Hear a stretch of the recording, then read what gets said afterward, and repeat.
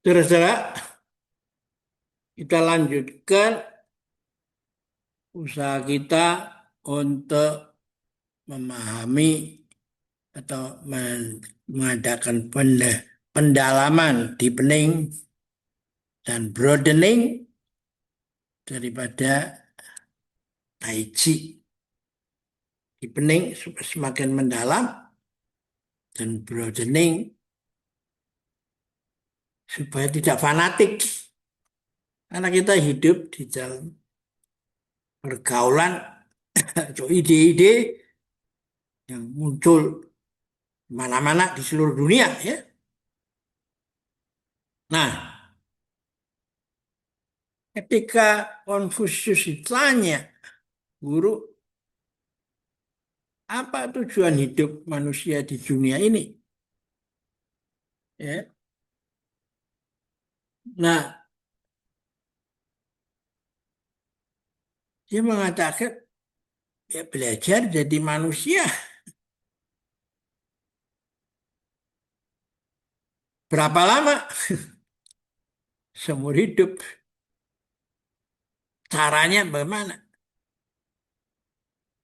Kalau pisau diasah dengan gerinda atau batu asah,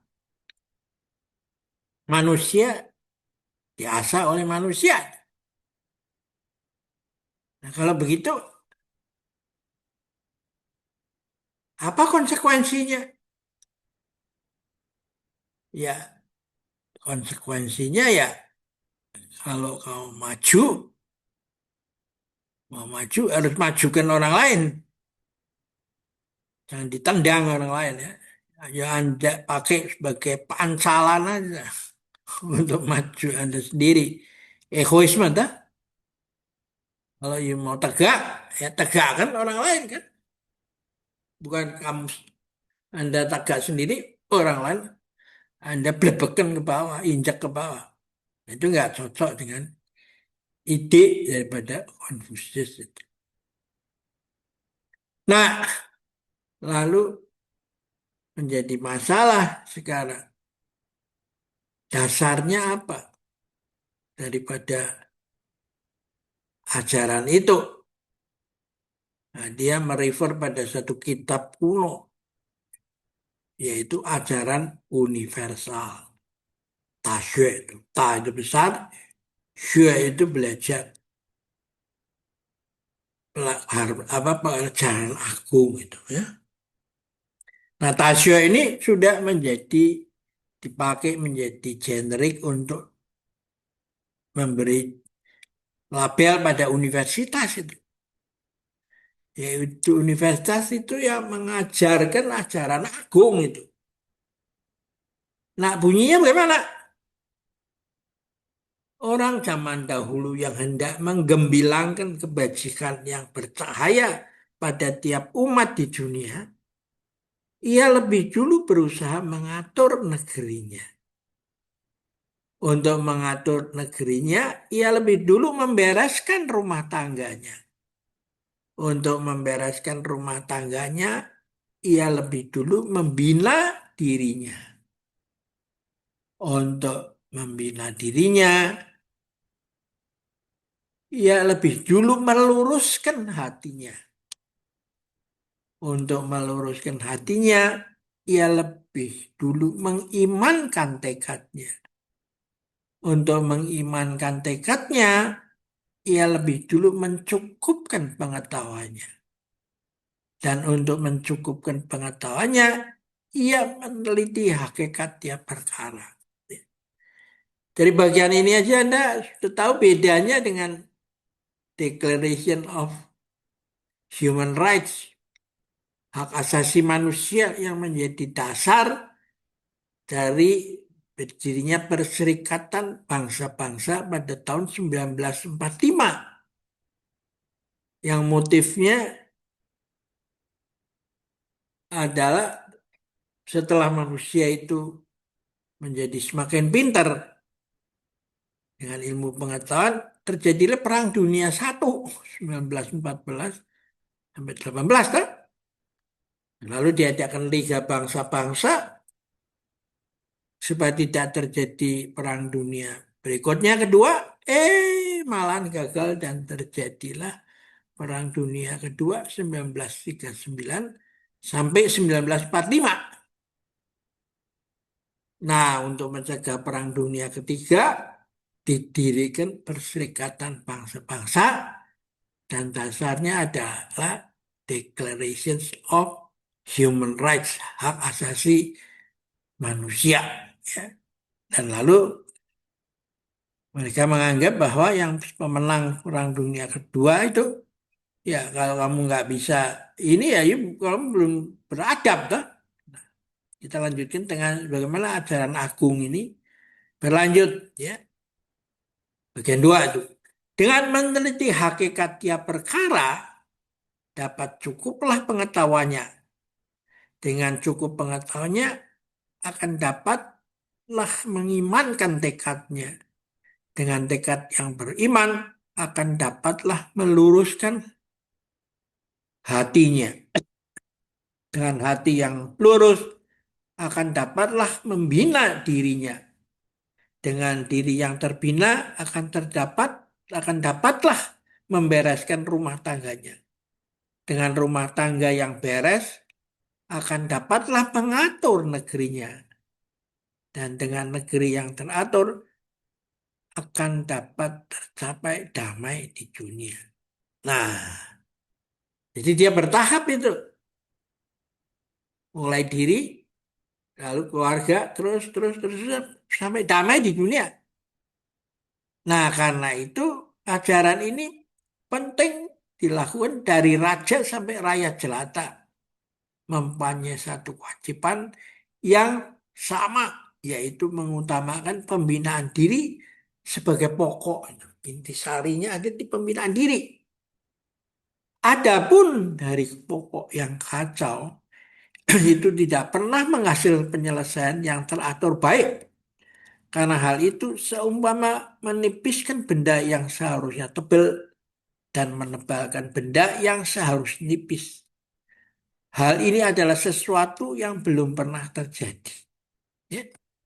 Jadi inilah, kalau you nggak ngerti Indonesia ini menghadapi masalah soal ijazah atau soal tantangan yang begitu multidimensional dari globalisasi ini ya seperti kita sekarang kan, dengan yang bukan yang pokok yang dibahas tapi ranting-ranting kecil yang di apa si ributin toh. Nah, pertanyaan selanjutnya, kalau Anda sudah jadi besar bagaimana? Apakah kalau Anda mau maju, Anda harus menendang orang lain? Kalau Anda harus tegak, mau tegak, menggencek yang lain? Maka disinilah kita masuk kepada pasangan dari ajaran Tasya itu ajaran apa, agung, belajar pendidikan agung yang sudah menjadi nama generik dari universitas Tasya.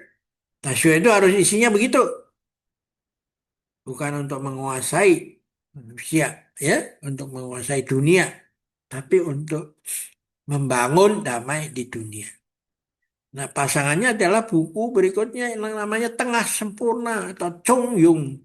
Chung Tengah Yung, jalan tapi tengah sempurna. Hubungan antara yang besar dan kecil. Bunyinya begini.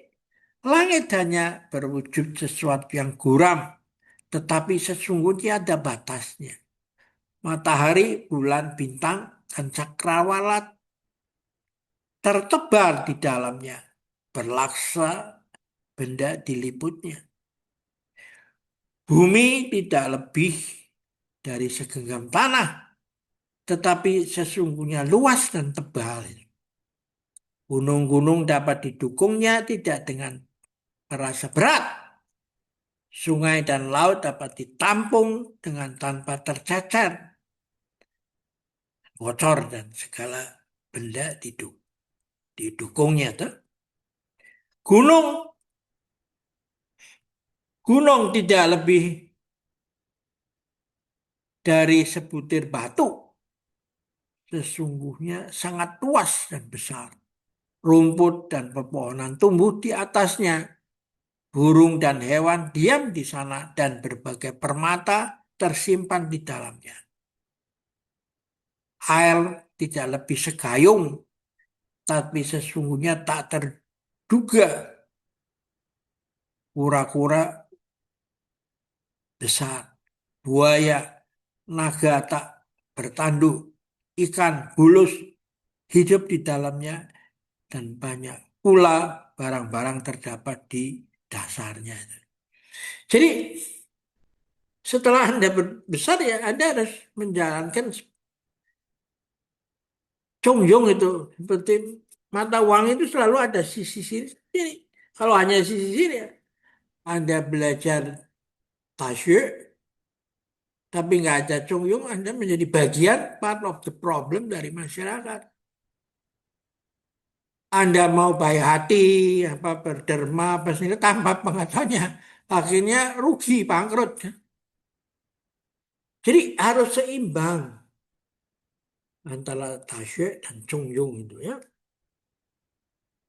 Nah, karena itulah memang kalau Anda lihat kegaduhan sekarang ini terjadi itu lantaran orang tidak bisa membedakan antara yang pokok dan ranting itu.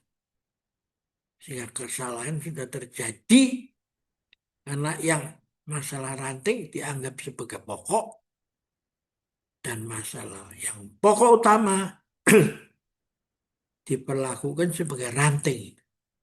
Karena itu tidak pernah terjadi penyelesaian yang baik. Kan? Dan mau dicoba dengan pemilu berkali-kali, mau berapa kali lagi pemilu lagi. Kalau yang diperebutkan hanya kekuasaan aja. Karena itu memang pikiran ini dilengkapi oleh pandangan Lao Tzu yang lebih senior dari Konfusius yang mengatakan bahwa jalan langit itu mencari tempat yang paling rendah. Sedangkan jalan manusia mencari tempat yang paling tinggi, tertinggi. Dan karena posisinya maka hanya ada satu. Ya. Dan karena yang satu itu diperbutkan, maka disitulah menjadi biang atau sumber dari kegaduhan. Ya. Oke, kita akhirin dulu perjumpaan kita kali ini. Semoga bermanfaat. Sampai ketemu lagi.